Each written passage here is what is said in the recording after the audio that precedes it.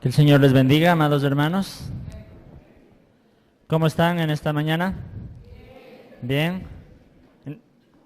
Sí, mañana. Qué bueno, qué bueno. Hoy vamos a tratar un tema muy, pero muy importante para la iglesia, para el bienestar de la iglesia. Quiero comenzar haciéndoles una pregunta. ¿Alguna vez alguien les ha hecho daño? ¿Alguien les ha ofendido? Levante la mano. ¿Sí? Tal vez a todos, ¿no? La pregunta ahora es, ¿alguna vez uno de ustedes o alguna vez nosotros hemos hecho daño a otra persona? ¿Hemos ofendido? Levante la mano. No les puedo creer todos, ¿no? Ahora la pregunta más allá es, no les voy a pedir que levanten la mano, pero es solo para pensarlo. ¿Alguna vez la persona que nos ha hecho daño ha sido de nuestra misma iglesia? ¿Ha pasado eso, que la persona que nos ha ofendido, la persona que nos ha lastimado ha sido de nuestra iglesia? ¿Puede pasar eso? ¿Puede pasar eso entre cristianos, entre el pueblo de Dios? Claro que pasa, ¿no? En muchas ocasiones pasa que hay conflictos, hay discusiones, hay peleas entre hermanos y no nos vamos a asombrar, somos seres humanos y son cosas que suceden. Ahora la situación es, ¿cómo debemos actuar cuando esto sucede? Ahí está la diferencia del asunto. ¿Cómo debemos actuar cuando sucede algo así? Esa pregunta vamos a responder en este mensaje y también vamos a responder la pregunta, ¿cómo debe actuar la iglesia cuando sucede algo así?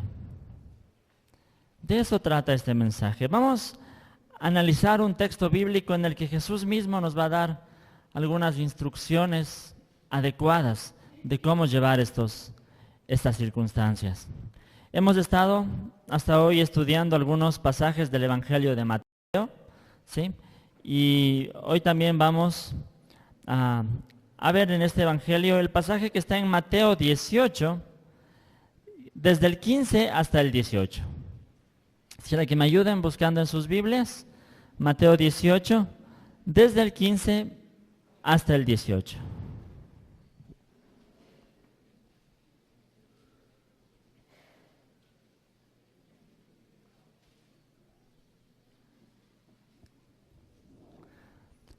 ¿Tienen, hermanos? Bien, vamos a quedarnos con ese pasaje. Si quieres, señálelo, pero durante todo el mensaje estaremos centrados en esta porción de la palabra de Dios. Dice la palabra de Dios: si tu hermano peca contra ti, ve a solas con él y hazle ver su falta. Si te hace caso, has ganado a tu hermano. Pero si no, lleva contigo a uno o dos más, para que todo asunto se resuelva mediante el testimonio de 2 o 3 testigos. Si se niega a hacerles caso a ellos, díselo a la iglesia. Si incluso a la iglesia no le hace caso, trátalo como si fuera un incrédulo o un renegado. Les aseguro que todo lo que ustedes aten en la tierra quedará atado en el cielo, y todo lo que desaten en la tierra quedará desatado en el cielo. Esta es la porción en la que vamos a meditar en este día. Y de aquí vamos a desprender algunos principios importantes. Empieza Jesús diciendo, si tu hermano peca contra ti. Lo primero que yo puedo ver aquí es que de alguna forma todos podemos fallar alguna vez, ¿sí? Como les decía al inicio y como les preguntaba, en la vida todos de alguna forma nos han hecho daño, nos han ofendido, nos han lastimado, pero también alguna vez hemos hecho daño, hemos ofendido, hemos lastimado a alguien. Y como dijimos, son cosas que pasan incluso en la iglesia. Por eso el pasaje dice, si tu hermano peca contra ti. O sea, estamos hablando de un problema dentro de la familia de Dios. Por eso dice Jesús, si tu hermano peca contra ti. Estamos hablando de un problema entre hermanos. Y sucede en la iglesia cosas así. Yo he escuchado muchas cosas como a veces deudas que no se pagan entre hermanos en la iglesia. Tal vez alguien habló de una manera grosera a otro hermano y esto ofendió, esto resintió. Tal vez pedimos un favor a alguien y sabíamos que esa persona podía hacernos un favor y nos negó ese favor. También nos ofendió. Hay muchas cosas que suceden dentro de la iglesia que nos ofenden, que nos lastiman aún entre hermanos. Eso puede pasar. Dice la Biblia, esto es importante, dice la Biblia que todos tenemos la responsabilidad de amarnos los unos a los otros. Esto es claro. Jesús alguna vez resumió que todo en la ley y en los profetas se resume en el amor. En la iglesia tenemos la responsabilidad de amarnos los unos a los otros. Si tenemos eso en cuenta, toda falta de amor en nuestras relaciones con los demás es una ofensa. Toda falta de amor en mis relaciones con las demás personas es un pecado. Si no me creen, veamos lo que dice el apóstol Pablo. Esto está en Romanos 13. Si lo buscan, no pierdan el pasaje que estamos leyendo en Mateo 18. Pero Romanos 13, el versículo 8, dice Pablo, no tengan deudas pendientes con nadie, a no ser la de amarse los unos a los otros. De hecho, quien ama al prójimo ha cumplido la ley. Es interesante, Pablo dice, no tengan deudas con nadie, solamente tengan una deuda con todos. La deuda de amarse los unos a los otros. Tenemos una deuda de amarnos. Yo tengo la deuda, dice la Biblia. Estoy en deuda con ustedes. En deuda porque tengo que amarles, ¿no? Así también ustedes están en deuda conmigo, de amarme, aunque sea difícil tal vez, pero es una deuda. Algún rato hay que cobrar, ¿no? Pero dice en la Biblia que tenemos esa deuda. Todos tenemos una deuda los unos con los otros. La deuda de amarnos. Por eso yo dije, cualquier falta de amor en nuestras relaciones ya es una ofensa. Ya es un pecado. Entonces, de esa manera, podemos darnos cuenta que todos alguna vez hemos faltado a esto. Todos alguna vez hemos ofendido, hemos dañado, hemos tratado mal, qué sé yo, hemos cometido cualquier clase de ofensa. Y desde esa perspectiva podemos, cuando reconocemos que todos hemos fallado, se vuelve más fácil el hecho de perdonar, ¿no? Pero cuando estamos conscientes que así como alguna vez me ofendieron, yo también alguna vez pude haber ofendido a alguien. Pero ahora surge la pregunta, y es la clave aquí: ¿cómo debemos perdonar? ¿Será suficiente cuando alguien me hace daño? ¿Será suficiente con decir yo perdono en mi corazón, estoy en paz con Dios, pero con el hermano allá de lejitos, ¿no? ¿Será suficiente? ¿Qué dice Jesús al respecto? Vamos a ver en este texto que la intención, la motivación de Jesús siempre va a ser el restaurar relaciones. La Biblia dice que hemos sido creados con el propósito de vivir en comunión. Es uno de los propósitos que como iglesia tenemos. Pero la comunión precisamente es tener las correctas relaciones los unos con los otros. Y de eso se trata precisamente este pasaje. Aquí Jesús nos da ciertos pasos que podemos seguir, ciertas reglas que podemos aplicar para restaurar relaciones en la iglesia. Lo que Jesús nos enseña aquí es lo segundo que vamos a ver en este mensaje. Esto está en Mateo 18, en el versículo 15. Jesús dice, si tu hermano peca contra ti, ve a solas con él y hazle ver su falta. Si te hace caso, has ganado a tu hermano, ¿no? Jesús nos enseña los pasos que tenemos que ir dando. Alguien me ofendió, alguien me hizo daño, Jesús es claro, ve con él a solas, hazle ver su falta. Y el resultado de esto es lo que importa. Jesús dice, si te hace caso, has ganado a tu hermano. Ese es el objetivo de lo que Jesús está enseñando aquí. Ganar al hermano. ¿Qué quiere decir eso? Restaurar las relaciones que habían fallado. Dios quiere que se restauren. El propósito último aquí de Jesús es que ganes a tu hermano, que restaures la relación.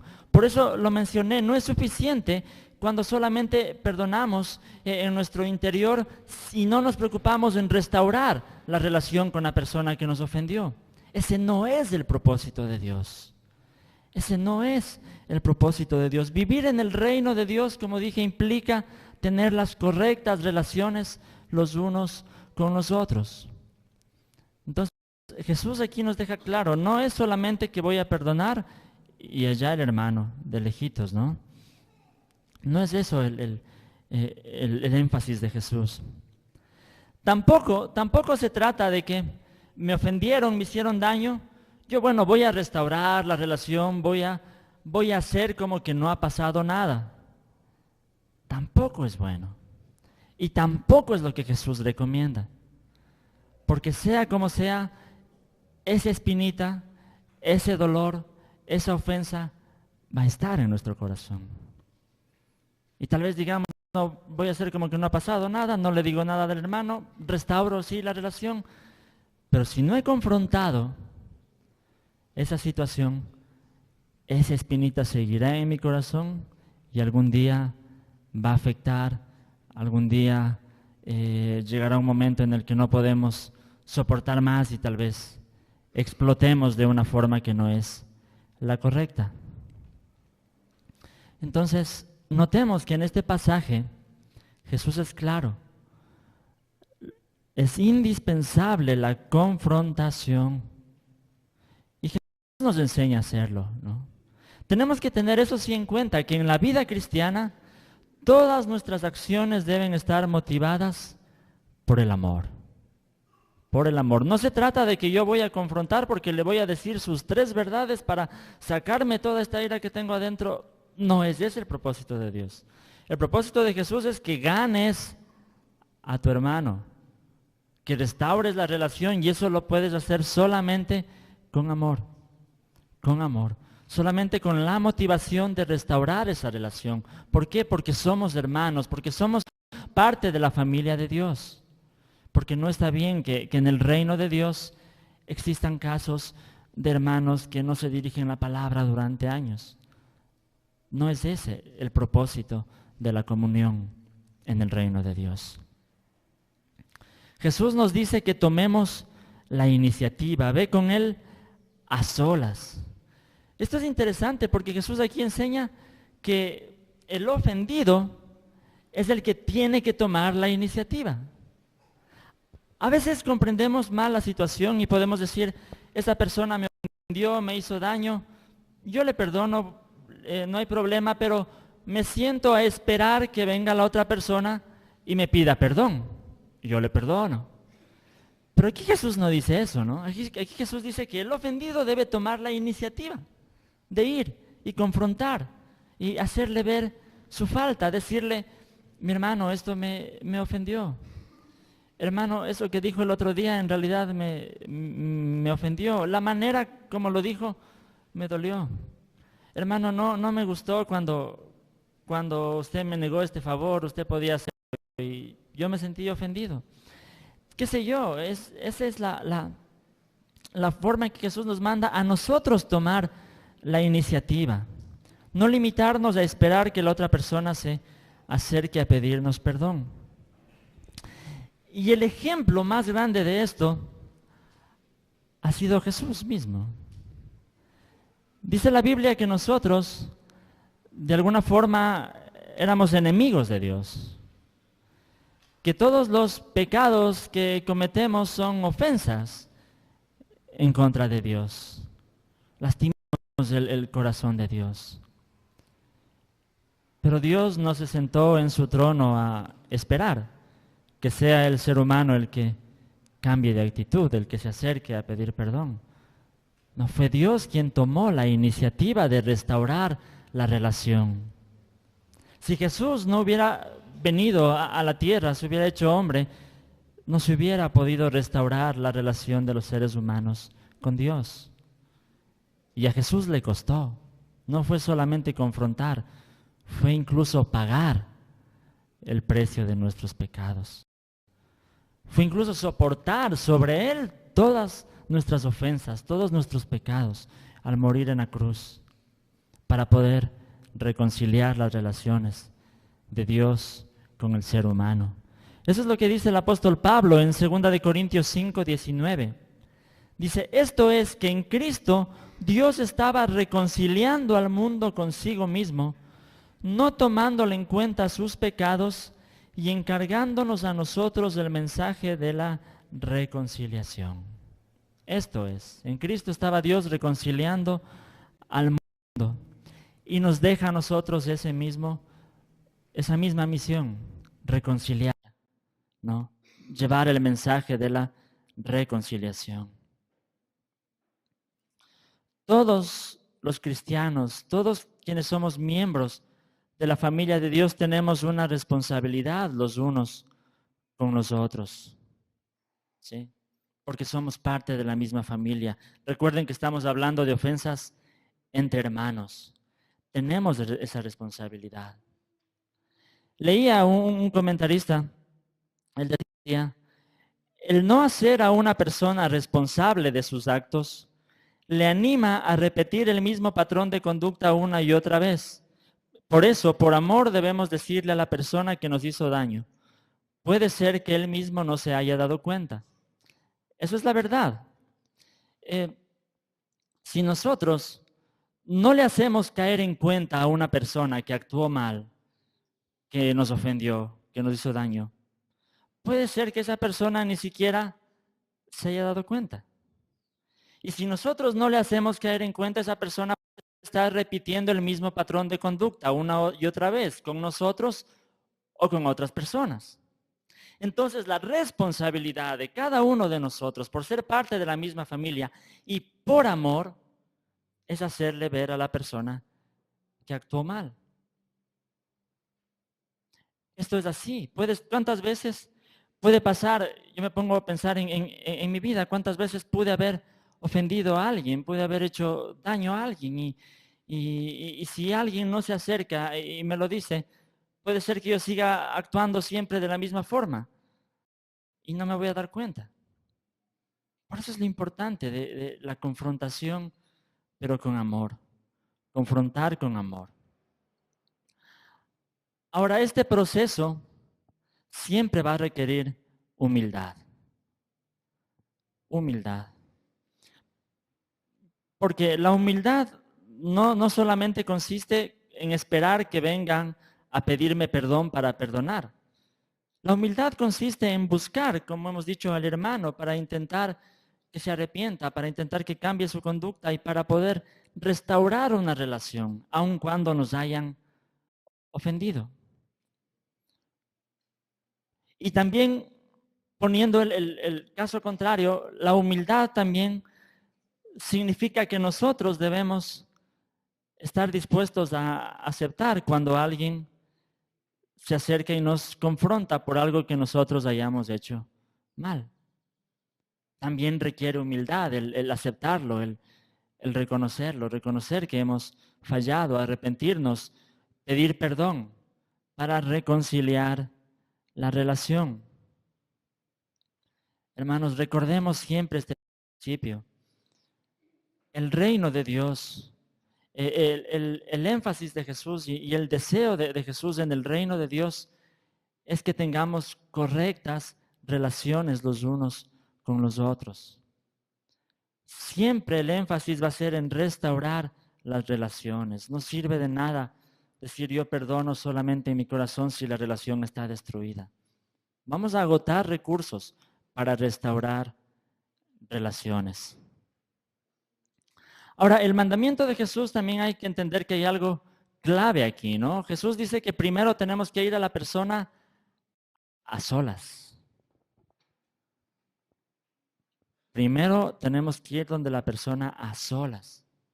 Y este es un gran principio que nos va a ayudar a evitar algo que hace mucho daño en la iglesia que se llama chisme.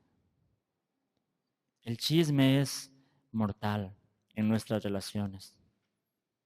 Si una persona me ofendió, si una persona me hace daño, y yo no le digo nada a esa persona, pero empiezo a decirlo a otra y a otra, eso en lugar de ser bueno para la iglesia, va a ser peor, va a destruir las relaciones en la iglesia. Por eso Jesús lo especifica, ve con él a solas, y has de ver su falta. Esto implica valor, implica humildad, pero si tenemos el Espíritu de Dios podemos poner estas cosas en manos de Dios para que sea Dios mismo quien nos dirija, nos ayude en este proceso de confrontación y de restauración.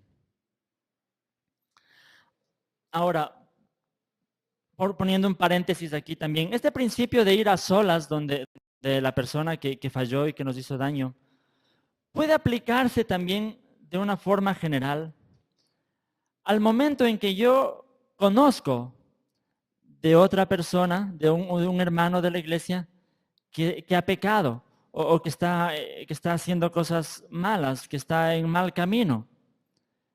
El principio viene a ser el mismo.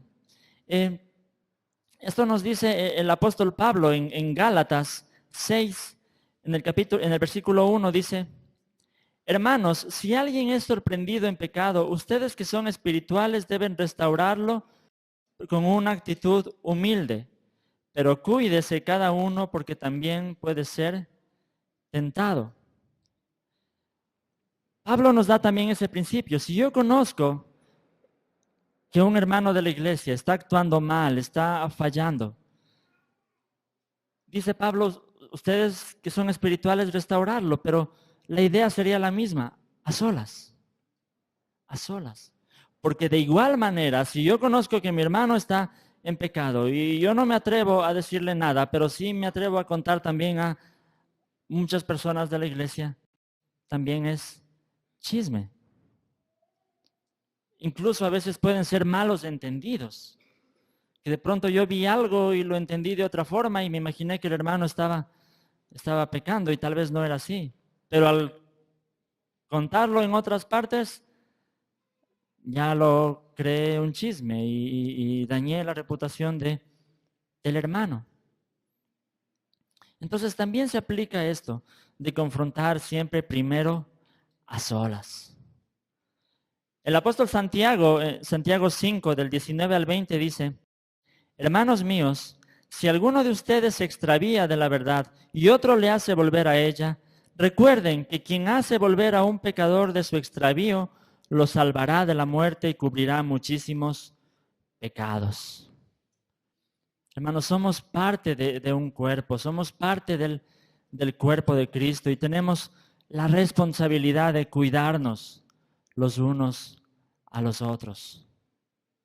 Cuidar el testimonio de la iglesia, cuidar los corazones de cada uno de los hermanos. Si pensamos en la metáfora que pone Pablo, que somos el cuerpo de Cristo, somos parte de un cuerpo. Nosotros en nuestro cuerpo, cuando algo está mal, una parte de nuestro cuerpo está mal, nos enfermamos o tenemos dolor y no podemos estar tranquilos hasta que esto se restaure. Si somos el cuerpo de Cristo, deberíamos tener el mismo sentido cada uno, la responsabilidad de no estar tranquilos si las cosas con cualquiera de mis hermanos no están andando bien. Mucho más si es que yo tengo un problema porque alguien me ofendió y no quiero confrontar, no quiero decir nada y las relaciones están mal, eso va a afectar a la iglesia. Entonces el primer paso que nos da Jesús aquí es ir y confrontar a solas, hacerle ver su falta.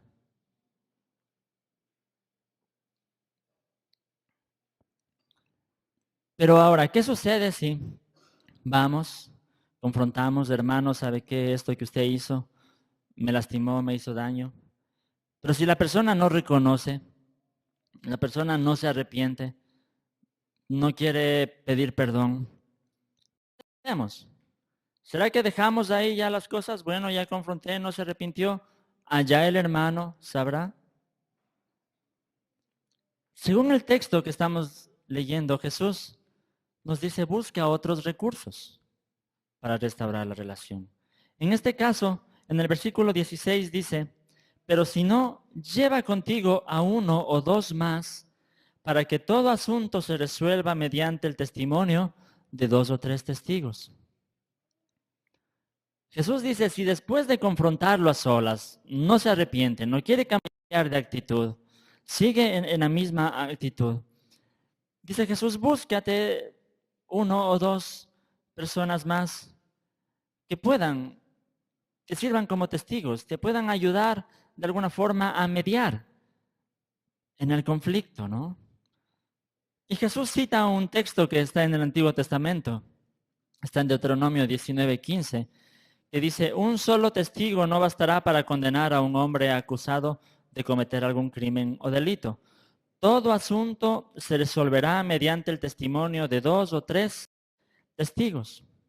Claro que en este caso, en Deuteronomio, Dios está refiriéndose a que las autoridades del pueblo de Israel no podían condenar a nadie, no podían disciplinar a nadie si solamente había una acusación de un testigo.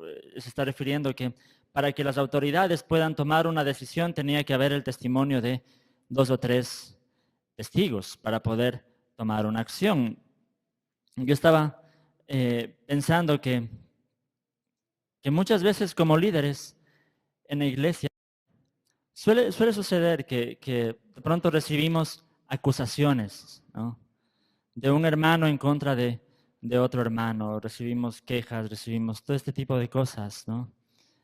Pero yo creo que la Biblia nos da consejos prácticos y en este caso Jesús mismo nos da algunos consejos que son muy prácticos, que nos sirven a nosotros para poder guiar a los hermanos de cómo pueden afrontar este asunto, ¿no?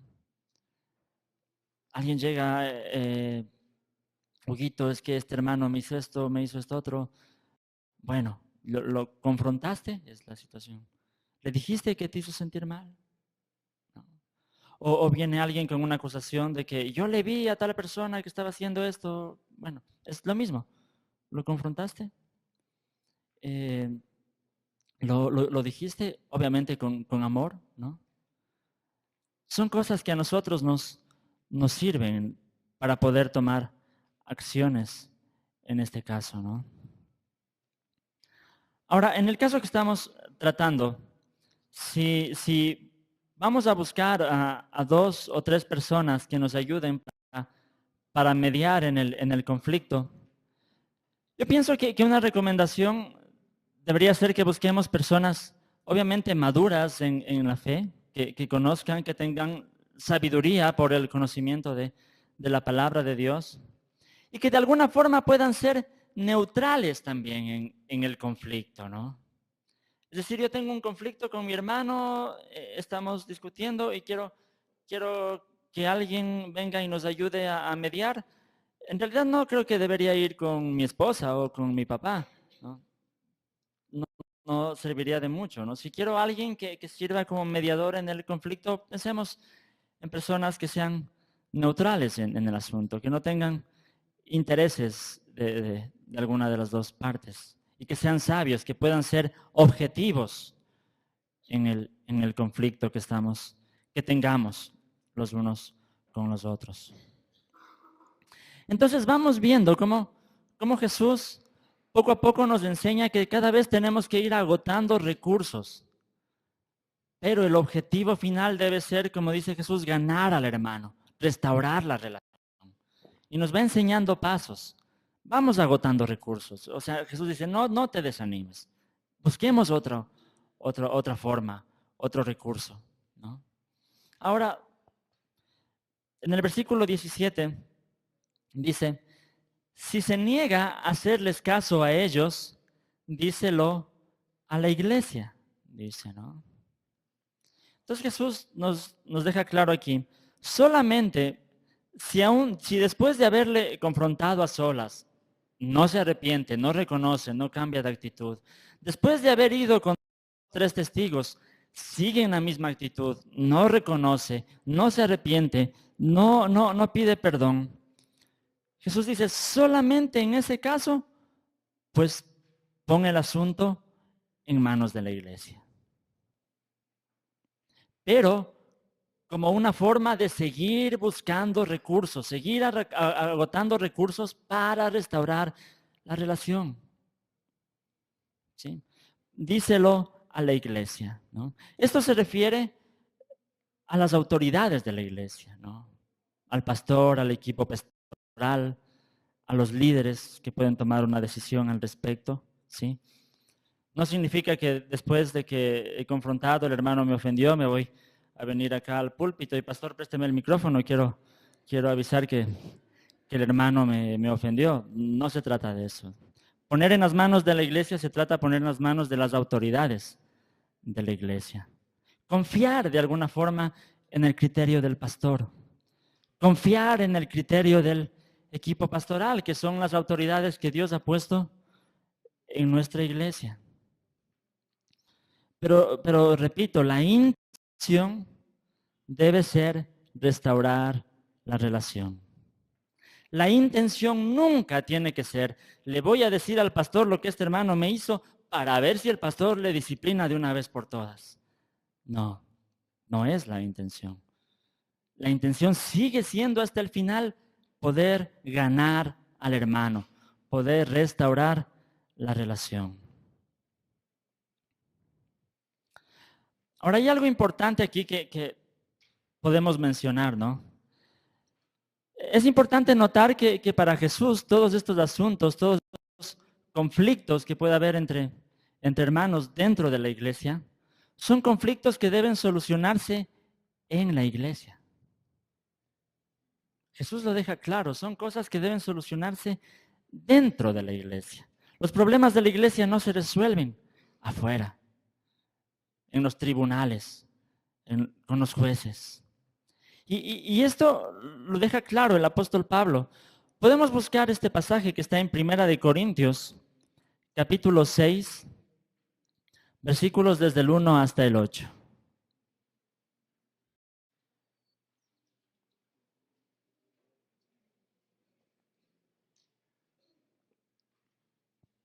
Primera de Corintios 6, del 1 hasta el 8. Dice el apóstol Pablo, si alguno de ustedes tiene un pleito con otro, ¿cómo se atreve a presentar demanda ante los inconversos en vez de acudir a los creyentes? ¿Acaso no saben que los creyentes juzgarán al mundo? Y si ustedes han de juzgar al mundo, ¿cómo no van a ser capaces de juzgar casos insignificantes? ¿No saben que aún a los ángeles juzgaremos? ¿Cuánto más los asuntos de esta vida? Por tanto, si tienen pleitos sobre tales asuntos, ¿cómo es que nombran jueces a los que no cuentan para nada ante la iglesia? Digo esto para que les dé vergüenza. ¿Acaso no hay entre ustedes nadie lo bastante sabio como para juzgar un pleito entre creyentes? Al contrario, un hermano demanda a otro y esto ante los incrédulos. En realidad ya es una gran falla el solo hecho de que haya pleitos entre ustedes. ¿No sería mejor soportar la injusticia? ¿No sería mejor dejar que los defrauden? Lejos de esto, son ustedes los que defraudan y cometen injusticias, y conste que se trata de sus hermanos. Es muy importante lo que nos dice aquí el apóstol Pablo. Si hay pleitos en la iglesia, que se resuelvan en la iglesia.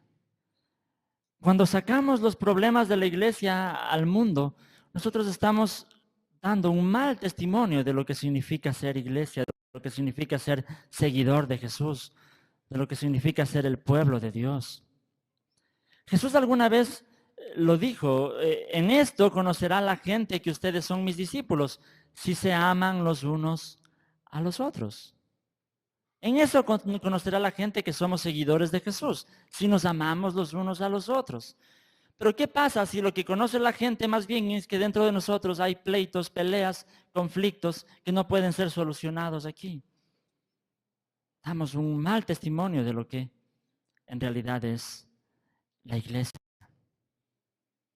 Eso afecta el testimonio de la iglesia. Y Pablo nos habla de una manera muy importante acerca del amor. Dice, si alguien nos ofende, ¿no sería mejor soportar la injusticia? ¿No sería mejor dejar que los defrauden en lugar de estar teniendo conflictos? Me recuerda a los principios de Jesús en el Sermón del Monte. Si te pegan en una mejilla, mejor muestra la otra mejilla. Si te obligan a cargar una carga, una milla, mejor llévala dos. Si tu enemigo tiene hambre, dale de beber y etcétera.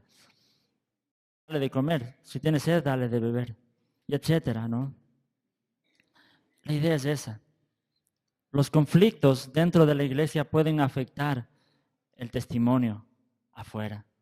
Entonces procuremos con amor y con la responsabilidad que tenemos cada uno de ser parte del pueblo de Dios, de cuidar el testimonio de la iglesia y buscar tener las mejores relaciones los unos con los otros. Ahora hay un último paso de estos que estamos analizando que por lo general suele ser a veces mal entendido. Dice Jesús, y si incluso a la iglesia no le hace caso, trátalo como si fuera un incrédulo o un renegado. Este paso es el que a veces se entiende mal. Jesús dice que deberíamos tratarlo como un incrédulo o un renegado. Literalmente, y creo que en la Reina Valera también lo dice, dice trátalo como un gentil o un publicano. Los gentiles eran las personas que no eran parte del pueblo de Israel, ¿no? Y los publicanos eran los cobradores de impuestos que para los judíos eran pecadores por estar traicionando a su propio pueblo. Entonces Jesús lo que dice aquí es trátalo como que no fuera parte del pueblo de Dios. Trátalo como que fuera un pecador que no quiere tener parte en el pueblo de Dios. Pero ahora, ¿eso qué significa? ¿Significa que tenemos que tratarle mal? Yo creo que el mejor ejemplo de cómo tratar a un gentil y cómo tratar a un publicano es Jesús. Cómo Jesús trataba a los gentiles. Cómo Jesús trataba a los cobradores de impuestos. Con amor. Aunque estaba claro que reconocía que no eran parte del pueblo de Dios, pero los trataba con amor. Lo único que dice Jesús es trátalo como que no pertenece a la iglesia, es decir, trátalo como alguien que todavía no ha comprendido el Evangelio y que necesita comprender el Evangelio. O sea, trátalo con amor. Pero sí nos da aquí Jesús también el principio de que la iglesia tiene la autoridad de, en ciertos casos, cuando es un caso así extremo, de que una persona, por más que se le ha confrontado muchas veces, no cambia su pecado, continúa en su pecado, la iglesia puede reservarse el derecho de quitar la membresía de la iglesia. No significa que no se le va a permitir entrar, pero simplemente se va a considerar que esta persona no es parte de la iglesia, que todavía necesita comprender el Evangelio de Jesús, todavía necesita conocer a Jesús. Esa es la idea de la disciplina.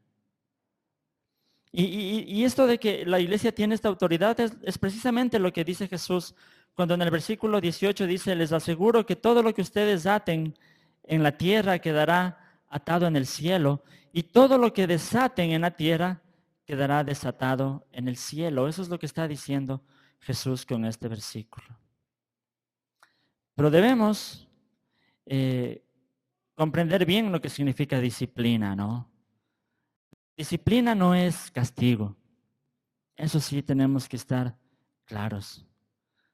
Solamente Dios es el único que tiene la facultad de castigar, si así fuera. Nosotros no. Nosotros no tenemos ningún derecho para castigar a un miembro de la iglesia. Pero lo que sí podemos hacer es disciplinar.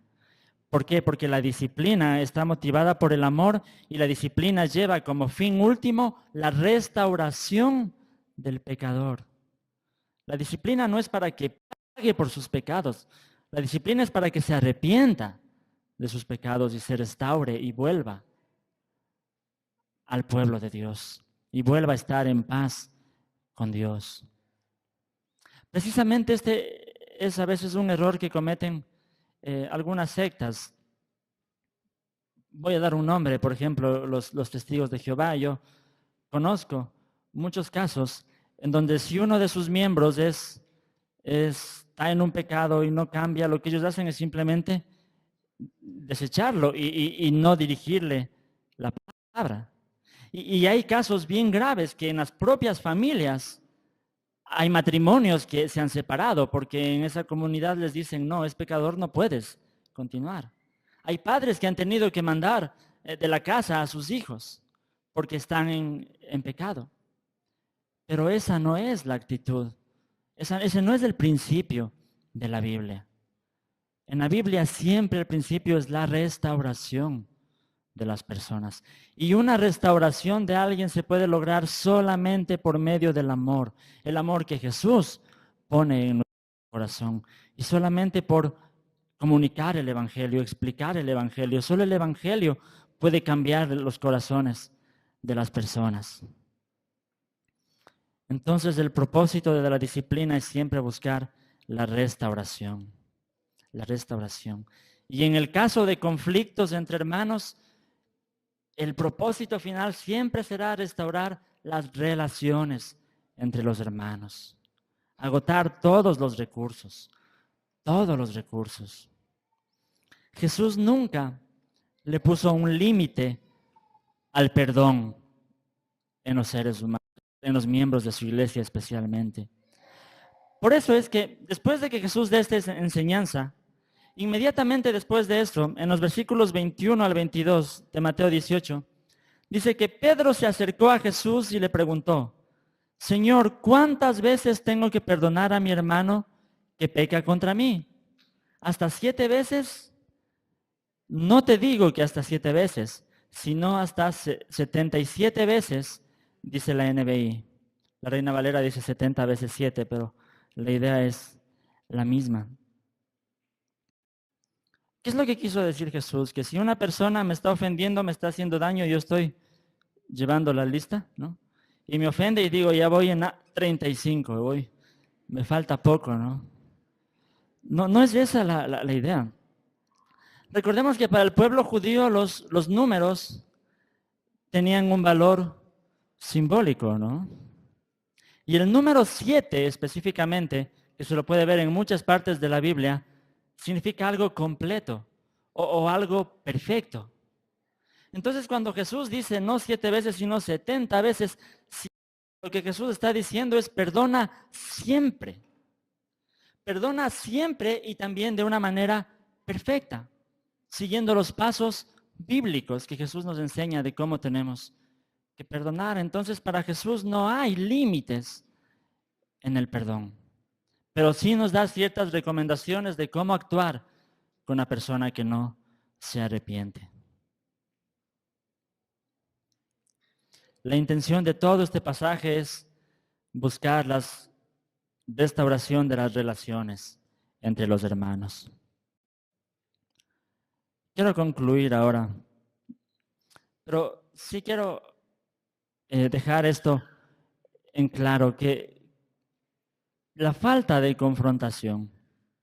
El no aplicar estos versículos, el no aplicar estos textos en nuestras vidas, sí ha generado muchos problemas en la iglesia.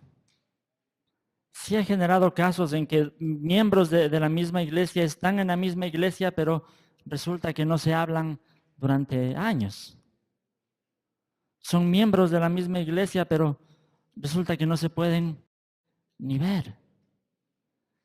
Y de pronto el problema está simplemente en no haber sabido llevar el proceso que Jesús nos enseña, de no haber sabido hablar, dialogar, agotar todos los recursos para que las relaciones sean restauradas. Hermanos, el propósito de Dios en su iglesia, el propósito de Dios en su reino es las correctas relaciones. No sirve de nada decir yo tengo una relación bien bonita con Dios, y yo si mis relaciones con las demás personas están mal, no sirve de nada. Dios creó una iglesia, una comunidad que es una familia que vive el amor de Dios. Jesús repitió estos principios en otras ocasiones. En Lucas 17:3 también lo dice, así que cuídense, si tu hermano peca contra ti, repréndelo. Si se arrepiente, perdónalo. Nuevamente el tema de la confrontación. Jesús lo repite. Es porque esto es importante. Esto es importante. Dios quiere una iglesia que se ame, que se ame. El amor no es solamente un sentimiento, el amor es acción. Acción de buscar el bienestar de la otra persona, aun cuando me haya ofendido, aun cuando me haya fallado. Eso es en realidad el amor que Dios quiere que vivamos. Quiero solo hacer un resumen de todo lo que hemos hablado. Cuando un hermano en la iglesia te ofende o te hace daño, recuerda que la voluntad de Dios es que restaures esa relación y que no te limites solo a perdonar en tu interior. Para eso es necesario obedecer el mandamiento de Jesús de confrontarlo, a solas y con amor. Y si no se arrepiente, seguir el proceso bíblico de confrontarlo con 2 o más testigos. Y solamente si después de eso no se arrepiente, debemos confiar en la disciplina de la iglesia, que siempre tendrá como fin último la restauración del pecador. Quisiera que